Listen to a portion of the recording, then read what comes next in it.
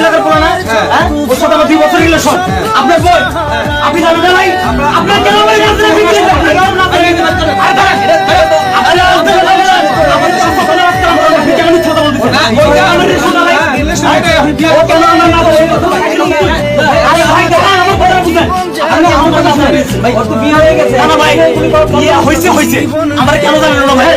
তুমি বেশি ঝামেলা করতেছো ভাই আমার কথা শুনেন। ওর বিয়ে দিছি না বিয়ে দিছে। এখন তুমি এমন করতেছো কেন? এমন করতেছি কেন?